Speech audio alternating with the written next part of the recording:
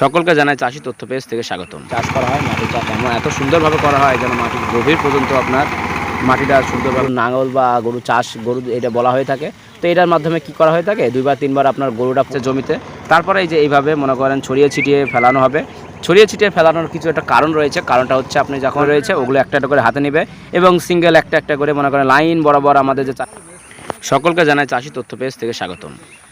আমি আপনাদের আজকে এক বিশেষ ধান চাষের পদ্ধতি এবং ধান চাষ কোন সময় করলে ভালো হয় এবং ধান চাষ থেকে কী পরিমাণ লাভ হওয়ার সম্ভাবনা রয়েছে এবং ধান চাষ করলে আপনি কতটুকু লস হওয়ার সম্ভাবনা থাকতে পারে এবং ধান চাষ কখন করবেন এবং কী পরিমাণ সেচ দিবেন, মাটি কিভাবে নির্বাচন করবেন, এগুলো জানাবো। তো আপনারা দেখতে পাচ্ছেন সামনে প্রায় 6-7 জন চাষি ভাই এই যে ঘাস মানে ধানের যে বীজটা বা চারাটা উঠাচ্ছেন, এটাকে আমাদের এলাকায় বলা হয়ে থাকে পাতু চাষ। তো এখান থেকে উঠানো হচ্ছে, কারণ এগুলো উঠিয়ে আটি বাঁধা হবে। আটি বাঁধানোর পর আপনার ধান লাগানোর প্রস্তুতি নেওয়া হবে। তো প্রথম পর্যায়ে আপনাকে এইভাবে পাতু উঠাতে হবে বা চারা উঠানো লাগবে। চারা উঠানোর পর আপনি আটি বাঁধবেন, আটি বেঁধে সবাই একসাথে, তারপর আপনার সেই যেখানে ধান লাগাবেন সেই জমিতে যাবে। সেই জমিতে যাওয়ার পর এগুলো ছড়িয়ে ছিটিয়ে আলাদা আলাদা করে রাখা হবে, তারপর আপনার ধান লাগানো শুরু হবে। তো আপনারা দেখতে পাচ্ছেন, এরপরে আমি আপনাদের দেখাচ্ছি যে মাটি প্রস্তুত কীভাবে করতে হয় বা চাষ দেওয়ার পদ্ধতিটা। তো এই যে দেখতে পাচ্ছেন এখানে প্রায় এখানে একটা মেশিন দিয়ে চাষ দেওয়া হচ্ছে। এটা হচ্ছে আমাদের এলাকায় বলা হয়ে থাকে ট্র্যাক্টর যে এটা দিয়ে মাটি চাষ করা হয়। মাটি চাষ এত সুন্দরভাবে করা হয় যেন মাটির গভীর পর্যন্ত আপনার মাটিটা সুন্দরভাবে উর্বর হতে পারে এবং পরিষ্কার থাকতে পারে।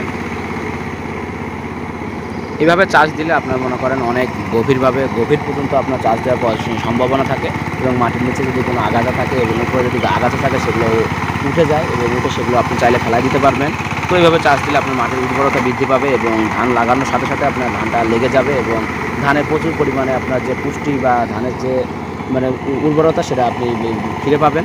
তো আপনারা যখন চাষ করবেন অবশ্যই এইভাবে মেশিন দিয়ে চাষ করার যে চিন্তা ভাবনা করবেন, তাহলে কিন্তু আপনাদের উপকার হবে। এইভাবে চাষ করলে আপনার মাটিটা সুন্দরভাবে ছড়িয়ে ছিটিয়ে থাকে এবং মাটির উর্বরতা ফিরে পায় এবং মাটির গুণাগুণ বৃদ্ধি পায়।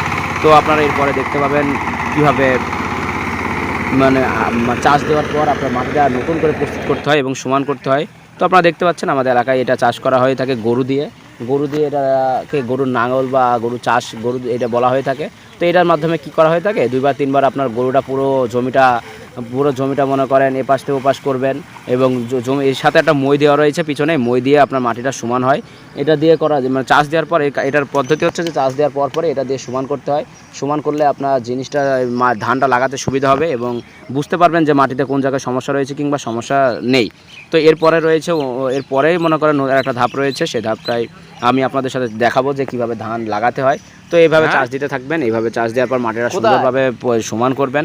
সমান করে মাটিটা একদম লেভেল করবেন, তারপরে আপনি ধান লাগাবেন। কিন্তু সবচেয়ে বেশি কথা হচ্ছে এখানে প্রচুর পরিমাণে পানি থাকতে হবে, মানে সেচ দেওয়া লাগবে। আপনার জমি চাষ দেওয়ার আগে আপনার পানি থাকতে হবে, ধান লাগানোর আগেও পানি থাকতে হবে, ধান লাগানোর পরেও পানি থাকতে হবে জমিতে। এমন একটা জায়গাতে চাষ করবেন যেখানে সবসময় পানি রাখতে পারবেন, পানি ধরে রাখার সম্ভাবনা রয়েছে, সেরকম জায়গায় চাষ করবেন। তো আমি আপনাদের দেখাবো এখন মনে করেন পাতু উঠানো শেষ বা চারা উঠানোর পর আপনারা কি করবেন। এই যে দেখতে পাচ্ছেন চারাটা উঠানো শেষ, তারা সকলে মনে করেন চারাগুলো নিয়ে এসেছে জমিতে। তারপরে এই যে এইভাবে মনে করেন ছড়িয়ে ছিটিয়ে ফেলানো হবে। ছড়িয়ে ছিটিয়ে ফেলানোর কিছু একটা কারণ রয়েছে, কারণটা হচ্ছে আপনি যখন ধান লাগাবেন আপনার যদি চারাটা প্রত্যেক জায়গায় থাকে তাহলে কিন্তু আপনি ধান লাগানোর সময় আর আপনার জায়গা থেকে নড়া লাগবে না। আপনি সোজা ধান লাগাতে থাকবেন, আপনার পাশে যখন চারাটা থাকবে আপনি চারা দিয়ে লাগাতে পারবেন। এই জন্য মনে করেন এই পদ্ধতিটা আমাদের এলাকায় ব্যবহার করা হয়ে থাকে। আপনাদের এলাকায় কীভাবে ব্যবহার করা হয়ে থাকে সেটা আমি জানি না, কিন্তু আমাদের এলাকায় এইভাবে চাষ করা হয়ে থাকে যে আপনার পাতুগুলো প্রত্যেকটা জায়গায় জায়গায় ছড়িয়ে ছিটিয়ে রাখা হয়। এমন কোনো জায়গায় যেখানে আপনার ধান লাগানো হবে, যেখানে আপনারা যাবেন, এমন জায়গায় আমাদের এলাকায় এইভাবে চাষ করা হয়ে থাকে। তো এইভাবে ছিটানোর পর আমাদের যে চাষি ভাই রয়েছে তারা ধান লাগানো শুরু করবে। তো আমি আপনাদের পরবর্তী ধাপটা দেখাচ্ছি যে কিভাবে ধান লাগাবেন এইভাবে চারা নেওয়ার পর।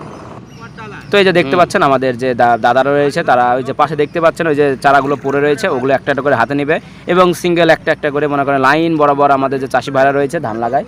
তো এটা অনেকে ভাবতে পারে যে দাগ কাটা হয় কিংবা দড়ি টানা হয় এত সুন্দর লাইন করার জন্য। না, আমাদের এলাকায় তেমন কিছু করা হয় না। এনারা এতটাই অভিজ্ঞ যে আপনাদের দাগও দেওয়া লাগে না, সুতাও টানা হয় না, সুন্দর স্টিল এইভাবে ধান লাগাবেন, কিন্তু কোনো বাঁকাও হবে না, লাইন কোনো কিচ্ছু হবে না। এইভাবে ধান চাষ করার পদ্ধতি আমাদের এলাকায় সবসময়ভাবে চলে যাচ্ছে। কারণ আপনারা যদি কখনো দেখেন আপনাদের এলাকায় কীভাবে ধান লাগান জানি না, কিন্তু আমাদের এলাকায় এইভাবে ধান চাষ করা হয়ে থাকে। এইভাবে ধান চাষ করলে কিন্তু অনেক উপকার, কারণ আপনি যখন এই যে লম্বা করে ধান লাগাবেন তাহলে আপনি মাঝখান দিয়ে আপনি হাঁটাচলা করতে পারবেন, আগাছা পরিষ্কার করতে পারবেন, সার প্রয়োগ করতে পারবেন। তো আমি আপনাদের বলবো যদি কখনো ধান লাগান এইভাবে ধান লাগানোর চিন্তা করবেন, কারণ এইভাবে ধান লাগালে আপনাদের জন্য ভালো আমার এবং কৃষকের জন্য ভালো হবে, কারণ তারা অনেক সুন্দরভাবে ধান লাগাতে পারবে।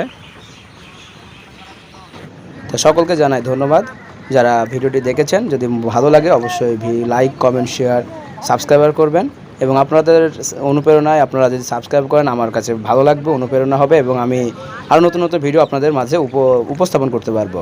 তো সকলকে ধন্যবাদ জানাই। আর যদি আপনারা এইভাবে চাষ করতে চান অবশ্যই কৃষি অফিসারের কাছ থেকে পরামর্শ নেবেন, নাহলে আমার কাছ থেকে পরামর্শ নেবেন।